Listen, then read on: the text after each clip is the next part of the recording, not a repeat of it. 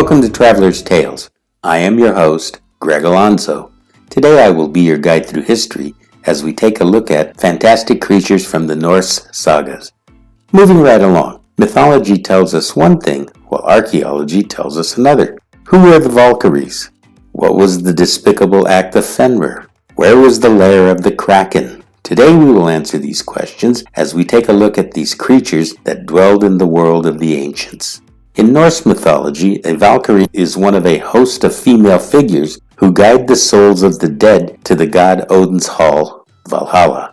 There, the deceased warriors become Einherjar, a single fighter or in essence, an army of one. In Valhalla, the Einherjar ate their fill of the nightly feast as they quaffed down drinking horns of mead served to them by the Valkyries. The Valkyries were described as the daughters of royalty and would at times become the lovers of the heroes and other mortals.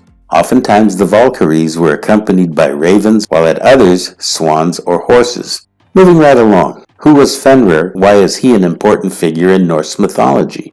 Fenrir is a wolf. Not just any wolf, he is the offspring of Loki and the giantess Angrboda. In Norse mythology, Angrboda, whose name translates as the one who brings death, is renowned as the mother of monsters.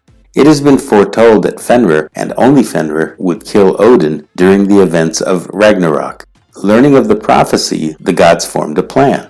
They attempted to bind Fenrir to keep the beast at bay and subject to their whims. However, the giant wolf was fettered and manacled twice, and each ended in failure.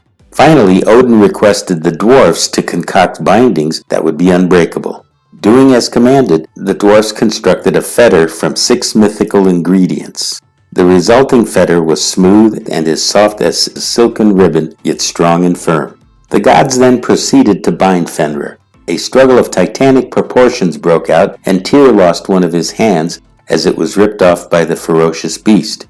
At length, the violent struggle came to an end as the gods were able to fully bind the ravenous monster. Now under their control, the gods strapped the hideous lupine to a stone slab buried deep within the ground. Next, the guards thrust a sword into Fenrir's mouth and gagged the beast. Though Fenrir howled horribly, there was no one to answer his call.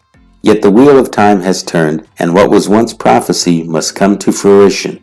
Now it is the time of Ragnarok, and there was a great clamoring in the earth. As the ground shook and rumbled, the astute Fenrir saw his opportunity to break away from his weakened constraints.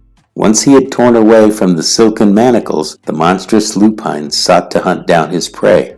Once free, the beast encountered Odin. The battle ensued, but at length Odin could not cheat his fate, and he was devoured by the rabid wolf. Yet according to prophecy, the king of the gods would be avenged. Odin's son, Vidar, took to the battlefield and confronted the ferocious wolf. A great struggle ensued, yet when it was over, only Vidar remained standing. He had avenged his father, as was foretold. Let's press on. Now we come to the colossal creature who ruled the deep. Known by many names such as sea serpent, polypus, and hydra, to name just a few, we know this leviathan of the deep as the Kraken. Its name derives from Old Norse word meaning hook. The first sailors to confront the Kraken were quick to describe its large tentacles that could snatch a man right off the deck. So powerful was this sea monster, it was said that in an instant it could pull the most buoyant of ships underwater. Trolling the sea between Norway and Iceland, this creature of enormous size reigned supreme. How then is this creature of Scandinavian folklore to be found in Greek mythology? Legend tells us of a certain king of Ethiopia and his boastful wife Cassiopeia. The queen makes claim that her daughter Andromeda is more beautiful than the sea nymphs known as the Nereids. This angers Poseidon, who sends the sea monster to ravage the coast of Ethiopia as divine punishment. In an attempt to placate this creature and return it to home waters, the beautiful Andromeda is chained to a rock and offered as a sacrifice.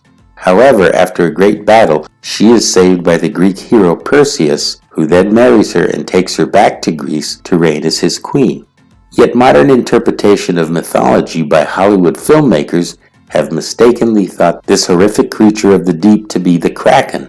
In actuality, Poseidon released an equally ravenous beast known as the Cetus.